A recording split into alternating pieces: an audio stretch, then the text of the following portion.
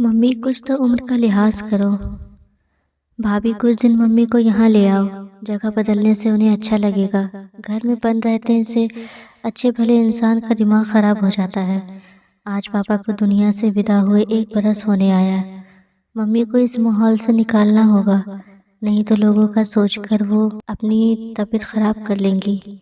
सिमरन अपनी भाभी रश्मि से फ़ोन पर कहने लगी, आपके पास आना तो दीदी दूर की बात, मम्मी तो यहाँ पर भी सिर्फ मंदिर के अलावा कहीं नहीं जाती। होटल, मूवी, मार्केट सब जगह उनसे जिद करते हैं पर वो निकलना ही नहीं चाहती। रश्मि चिंता करते हुए बोली, सिमरन अपनी माँ को समझा समझा कर थक चुकी थी। अभी 3 महीना पहले ही ससुर जी एक्सपायर हुए। वो सिर्फ 12 दिन ही ससुराल रुकी। उसके बाद अब वो सास को अपने साथ लाने के लिए ससुराल जा रही है। ससुराल पहुंचकर उसने अपनी सास का डेली रूटीन देखा तो वह हैरान हो गई। उनका उठना बैठना सब पहले जैसा नहीं था। पहले वो सिर्फ पापा जी के पीछे पीछे घूमती रहती थी, लेकिन अब वो अपना ज़्यादा ध्यान रखने लगी थी। देवरानियों से बातचीत हुई। अरे भाभी, सासू जी की तो पूछो मत, पड़ोसी भी बातें बनाने लगे हैं। अभी दिन ही कितने हुए तुम्हारे ससुर जी को, माता जी तो वॉक शुरू कर दी और भी जाने क्या क्या। प्रीति जेठानी रश्मि से बोली, यही नहीं भाभी, टी शर्ट लोअर पहनकर घूमती हैं।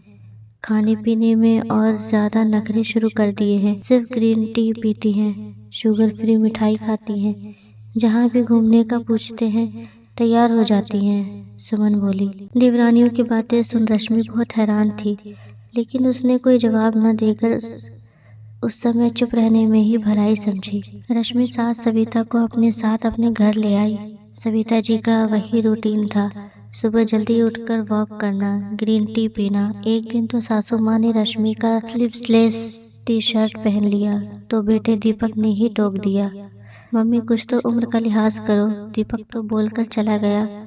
सविता की आंखों में आंसू टपकने को थे।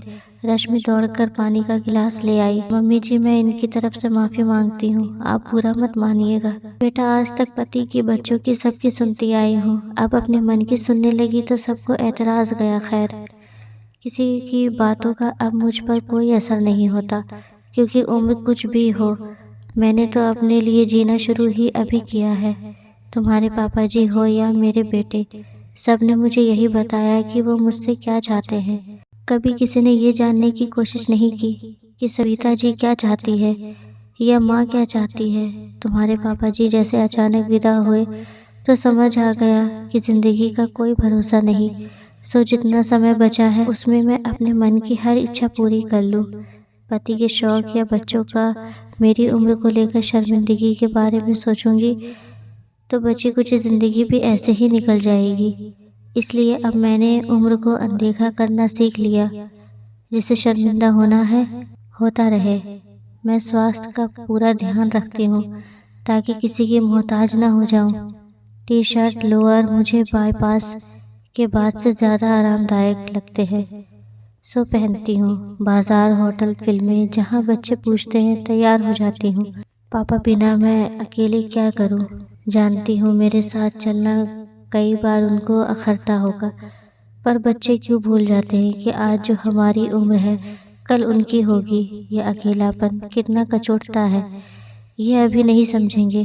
बहू, तुम्हें भी मेरे रहन सहन से दिक्कत है तो बता दो। नहीं मम्मी जी, आप तो मेरे लिए आदर्श हो। आप तो मेरी माँ से मिल लो एक बार, वो तो बिल्कुल जीना ही भूल गई हैं। औरत का बुढ़ापा और पति का साथ ना होने का मतलब उनके लिए सिर्फ यही रह गया है कि अपनी मृत्यु का इंतज़ार। रश्मि भावुक हो गई। समझती हूँ बहू, समनन जी उन बंधनों से नहीं निकल पा रही हैं जो हमारे बच्चों और समाज के ठेकेदारों ने हम पर लगाए हैं। मेरी लड़ाई भी कोई आसान नहीं थी, क्योंकि लड़ाई जब अपनों से हो तो खासकर औरतें समझौता कर लेती हैं।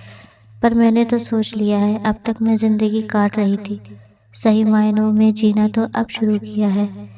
समधन जी को मैं समझाऊंगी। तुम तो मुझे अपनी किटी में शामिल करो। देखो तो सही, ये औरतें साथ में बैठकर बातें क्या करती हैं। सविता जी ने उत्साह से कहा, हाँ मम्मी जी, हमारे यहाँ सासों की अलग किटी है और बहुओं की अलग। रश्मि मुस्कुराते हुए बोली, ओहो, अब समझ गई कि ये औरतें क्या बातें करती होंगी। सविता जी ने कहा, सास वाली किटी में बहुओं की बुराई।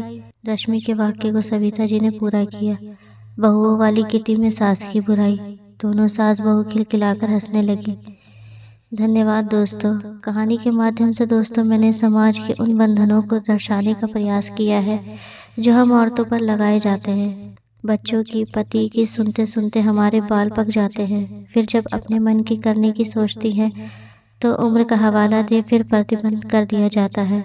औरत के पूरे समर्पित जीवन में से उम्र में किसी पड़ाव में तो उसे भी अपनी ख्वाहिशें पूरी करने का हक मिलना चाहिए। आप मेरी बात से कितना सहमत है कमेंट करके बताएं। स्टोरी अच्छी लगी हो तो like, share and channel subscribe ज़रूर करें।